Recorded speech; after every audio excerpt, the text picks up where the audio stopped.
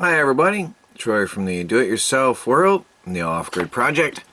I just want to share with you what I've been doing so far today. It's 2:30 in the afternoon and I am just now having lunch.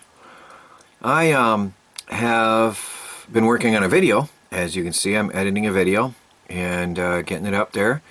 You're going to have two videos on this day, which you will already have seen before you see this video. That's sort of confusing, but it is how it is.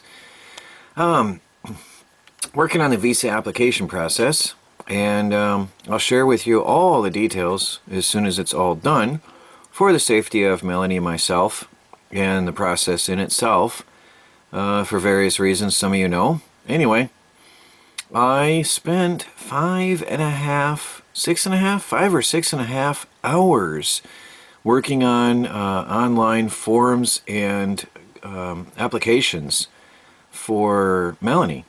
So we are moving along in the process. It is a slow process and it takes a lot of time and a lot of dedication and a lot of research.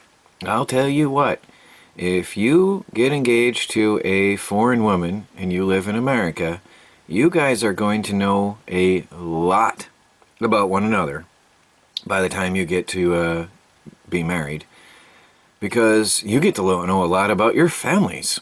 I am willing to, I don't bet, but if I was a betting person, I would be willing to bet that Melanie and I, or people who go through the fiancé visa process, end up knowing more about their families, each other's families, than most married couples would know after they're married.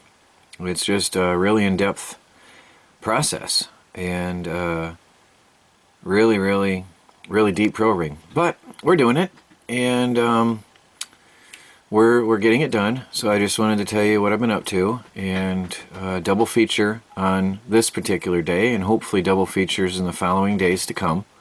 So I'm working on my best to try to make that happen and keep you guys entertained.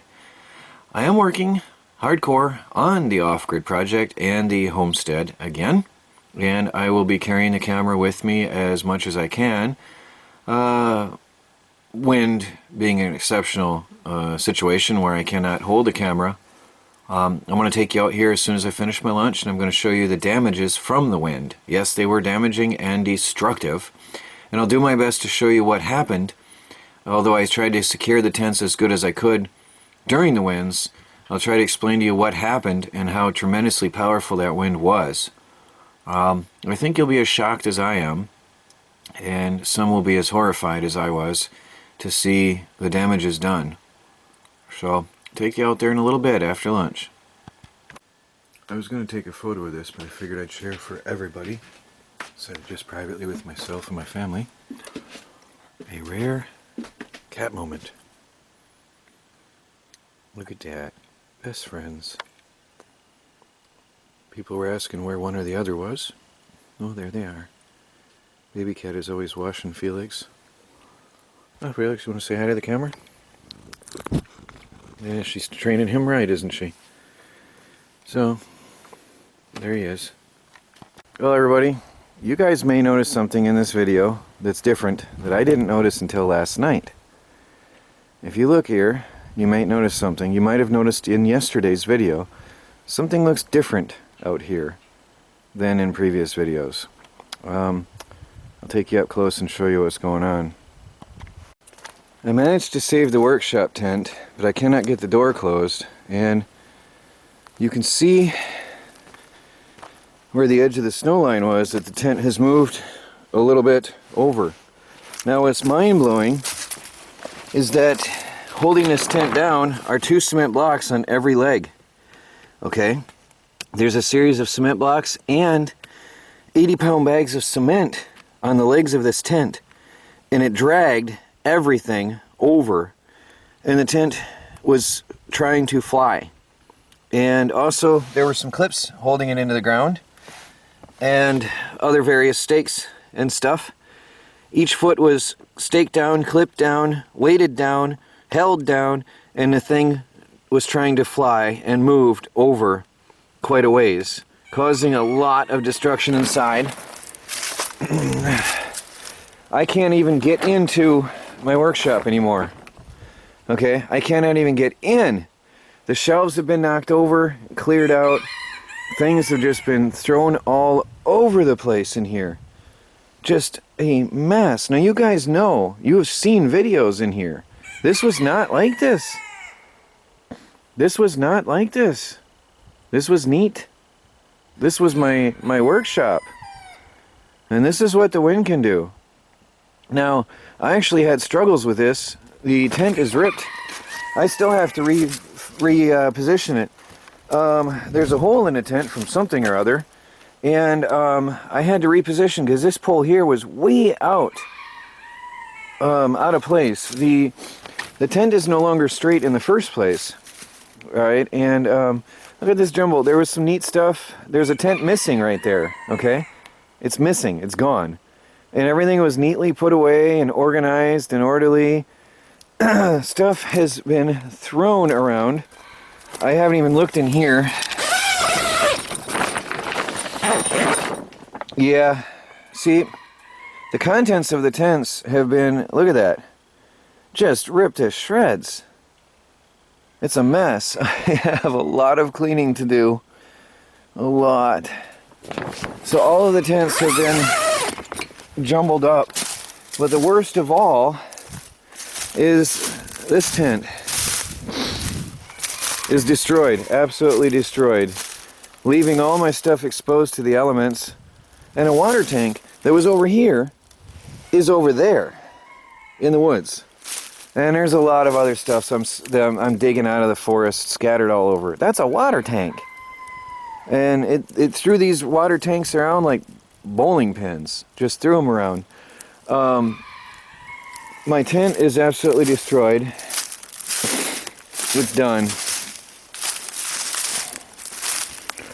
I was hoping it might be salvageable, but the poles, which ones?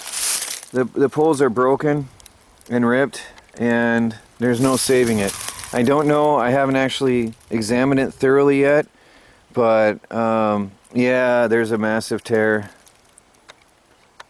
This tent is done. It has been completely demolished by the wind. This tent has survived years. This is my oldest tent that I've had out here. This has survived years. This was staked down, tied down, weighted with ropes and pallets. I had small engines and lawnmowers and machines and equipment holding this down with ropes. And this had stakes pounded into the ground holding it down, and they're gone. It's all ripped out. This was the worst wind I've ever experienced out here at the off-grid homestead to this day. It was terrible. There's stuff scattered out all over the forest. I'm not going to show you because I'm honestly quite embarrassed, but there's stuff all over the place. So it's going to take me weeks, if not months, to clean this all up. It's horrifying. All of this was neat. It's all a mess now. There's my small engine shop. Yes, I have a scooter. I've had the scooter for years. It never ran, sadly. I hope to get it going one day. There's my small engine shop, and my shelter for all of my equipment is no longer sheltered. I have to figure something out because right now I don't have the money for a new tent. And it actually ripped chunks out of these foam blocks. And anyway, it's a mess. Look at how far away that water tank is.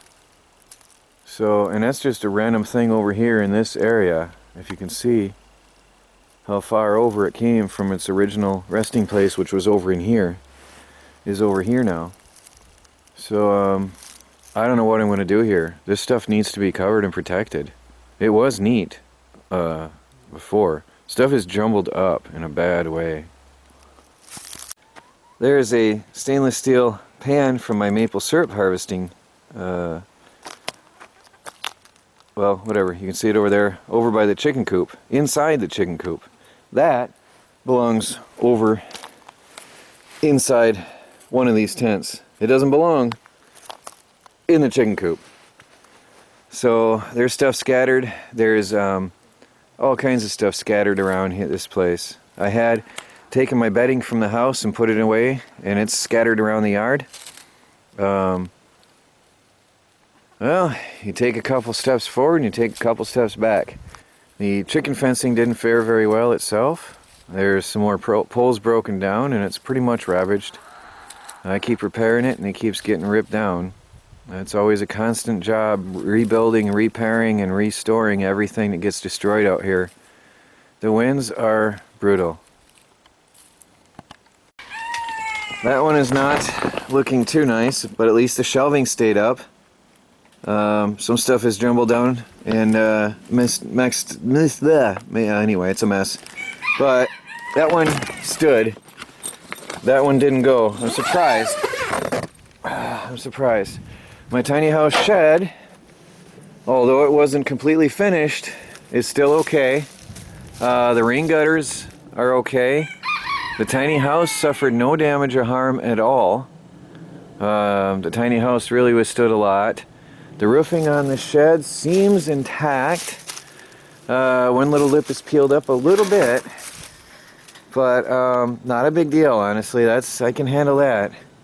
So the shed held up. Some of the contents of the shed, I already organized it, but some of the things in the shed were jumbled around. But anyway, it stood up. It survived. The shed survived, although it wasn't yet finished. I did hear the roof rattling a lot during this wind, but it made it.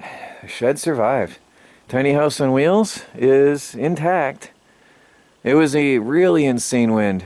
It was shaking everything out here. Stuff was flying vertically. Stuff was slamming against the house. But the house is okay. It survived. There's my survival bug out Jeep. The SBOJ, whatever you want to call it. I'm still coming up with a name. I don't really care right now. But my Jeep is sitting here, and I just want to show you perspective. There is some stuff in the forest over here, and that belonged in my workshop. That yellow bag was in my workshop. The tent, which is all jumbled up in a mess. So the wind was pretty bad, and there's some garbage next to it, which was in the garbage can, which got ripped open, and of course its contents are all over the forest. You find random bits of garbage here. Yes, it's a McDonald's coffee cup. I like McDonald's. Random bits of garbage and stuff here on the ground, and out in the forest floor that was, oh, way up in there. Can I get to that with it? So I've got some cleaning up to do. I've got to get all the stuff that's all over in the forest cleaned up, scattered around. There's a piece of tarp or something down under the ground. There's something white over here. That's just a random mess throughout the entire property now from that windstorm. It's time to clean up, repair, rebuild, and start over again. Way over there on the other side of the garden, in the far corner, is a tarp that was belonged inside my tent, covering some equipment. I'll have to go and gather that up and recover that. Now, I'm not going to show all of this recovering and restoring and carrying stuff around. I just don't have time to carry the camera around, and I'm just going to do it. But you can trust that I'm doing it. Anyway, I gotta get back to it here. Still taking stock of the damages right now, though.